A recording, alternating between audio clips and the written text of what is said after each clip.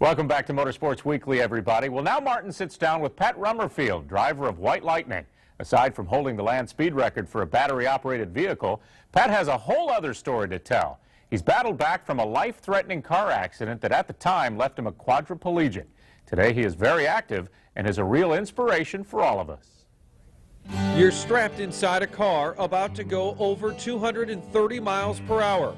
There's bound to be jitters. I'm usually pretty relaxed. The first couple times, I'm pretty sure that I held my breath probably the whole run, until the parachutes came out. But now it's business as usual. But if Pat Rummerfield never got into a car again, it would be understandable.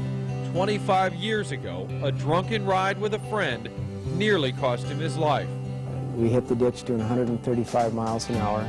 He was thrown from the car. I went halfway through the windshield and then back into the small compartment behind the seat.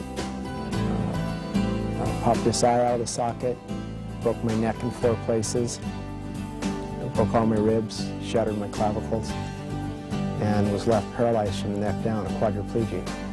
And you're thinking at that time, my life's over. When we first got to the hospital, a team of orthopedic and neurosurgeons told my father that I only had 3 days to live. Rummerfield outlived those predictions, but still was unable to move, paralyzed, and waiting for a miracle. I was laying there concentrating, thinking about racing cars and playing basketball, and my left big toe moved. He would slowly regain feeling in his body and began the long road back.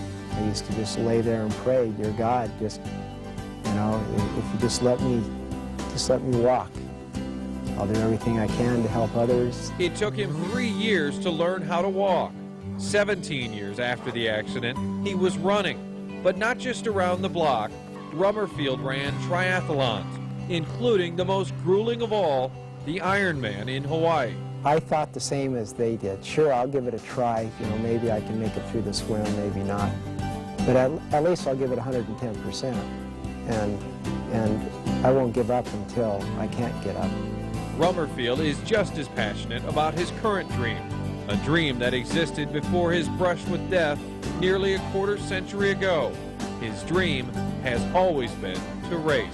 Why a race car driver? What, as a kid, did you grab hold of and said, oh, that's, did you see the Daytona 500 one year, or was there a driver and you said, that's what I need to do, that's what I want to do? Well, when I was in the orphanage, I used to have the older boys tie a rope onto the front of this old rickety red wagon, and they'd pull me around out on the dirt road so the wagon would kind of skid around. Having attended several well-known racing schools, Rummerfield hopes to land a full-time ride by next season. ASA, Winston Racing Series, wherever. Perhaps some owner will give him a shot, just like Ed Dempsey did with White Lightning, the fastest electric car in the U.S. A guy that has that much gumption, to recover from being practically DOA and running the Ironman triathlon and running into the race across the Antarctic in snowshoes, and he just seemed to me to be the kind of guy that we'd like to have as a driver. At 46, Rummerfield might be a long shot to make it. But would you bet against this guy? Don't ever give up on your dreams, no matter how bleak, how dark it looks.